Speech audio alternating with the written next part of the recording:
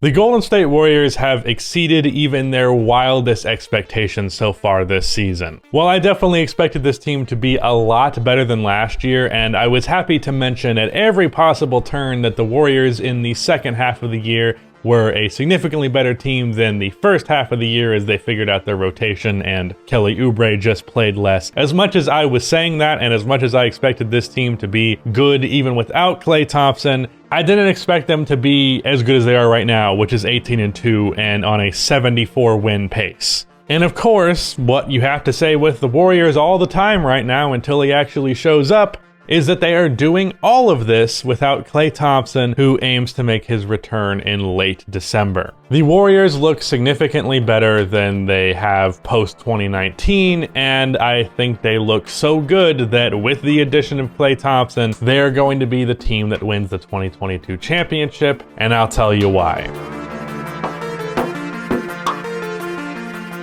Before I continue on with this video, about half of the people who watch these videos are not subscribed, so if you fall under that 50%, then please subscribe. Also drop a like on this video. It only takes 1 second and it makes a massive difference. I am trying to hit 200k subscribers by the end of the year. I am grinding, uploading 6 videos a day in December in order to achieve that goal. So if you're watching this video and you are not subscribed and you end up enjoying this video, I would really appreciate it if you gave me that subscription. Also, if you have not checked it out already, my newest deep dive has been out for a couple of days now. I think it's the 3rd best video I've ever done and easily the most important video I've ever done, so go watch that if you have not already. So what is so different with the Golden State Warriors where they have gone from a play-in team to, well, currently on pace to have the greatest record in league history? Well, to put it as simply as possible, the Warrior system of old from the 2014 through 2016 seasons is back right now, and arguably better than ever. With KD on the roster, the Warriors system was not quite the same, not gone, but not quite the same as they did have it previous. They had to adapt to KD's isolation tendencies. In fact, it was that system and KD's tendencies that would clash and cause some of their internal conflict.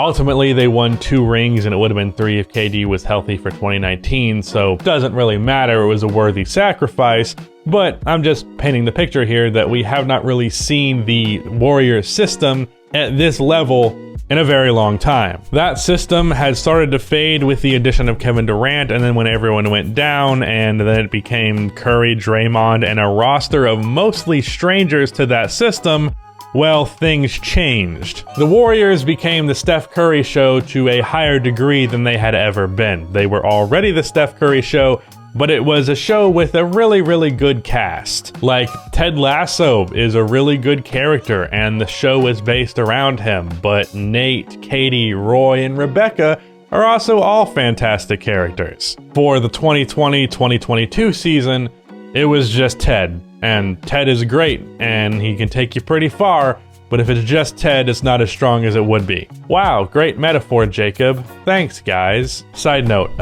if the actress who plays Rebecca is watching this video, hi. So the Warriors last year might as well have been a solo act. Sure, there were guys who stood out and guys who were bright spots that ultimately bled into this season, but overall, everything just kind of came down to how well Stephen Curry played, and if he wasn't having an insane night, they weren't winning. Then the offseason comes, and the Warriors make what ultimately appear to be not that many significant big moves. Don't get me wrong, these were smart moves, but it was nothing large and bombastic, as some of us expected with how many young assets and the picks that they had. Ultimately, they played it kind of safe and made some small additions, which were universally accepted as good, but it was like, they didn't do much to change things. But the difference is, the players that the Warriors signed were guys who had really, really good feel for the game and ultimately were capable of adapting to the Warriors system a lot better than the players that they had lost. Looking at you, Kelly Oubre. Now this team feels like a well-oiled machine. They are constantly generating really easy shots, and whether or not they win is just kind of determined by if they hit those easy shots or not. Their worst games are not games where they aren't creating good looks, it's just ones where the open shots aren't dropping. Their game versus an Embiid-less Sixers was the perfect example of this.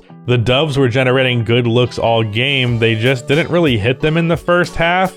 but they ended up closing a double-digit deficit in the second half and winning by 20 in the end because those shots that they were generating previous actually started going in. And then, of course, the Warriors defense always finds a way to be great because of how impactful Draymond Green is, regardless of the overall personnel, and that defense will probably only get better with the addition of Klay Thompson. Now, that's all well and good, but there are also a ton of other great teams in the league, namely the Phoenix Suns, who have just one more loss than the Warriors, and the Dubs are actually going to be playing tonight, which should be an absolutely insane game. But why the Warriors? Why are they your pick? Well, it's a few reasons. One is the system that I was talking about a second ago. They just constantly generate really, really good looks all the time. And while some teams can get by on their stars just making crazy shots all the time, or a mediocre system but they have the talent, I know I can trust the Warriors on a night-to-night basis to generate offense in a way that basically no other team can match. Then we get to the actual talent on this team, because what's crazy about the Warriors right now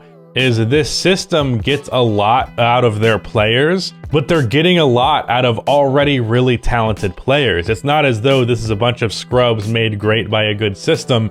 No, this is good players made great by a great system. Steph is the best player in the NBA. I will not elaborate on that because I already made a video about it earlier this week. But we all know Steph is that dude. Andrew Wiggins is the best version of himself on the Dubs already, and he's only benefited further from this team's newfound capabilities in the system so far this year. Draymond is still one of the most underrated and underappreciated players in league history. Jordan Poole is, at least to me, a smidge disappointing because his scoring hasn't exploded as many anticipated, but still 18, 3 and 3 on respectable efficiency is not anything to complain about. Then when we get to the role players, Otto Porter Jr. I actually feel like is not playing enough minutes. Same can go for Juan Toscano-Anderson. No knock on old-ass Andre Iguodala, he sure has his moments, and because he knows the system so well, he's definitely more impactful than he would be on another team, but I honestly believe that Otto and Juan bring more to the table, and Juan was unbelievable in the fourth versus the Sixers, scoring 9 points, dropping 4 dimes, and making big defensive plays.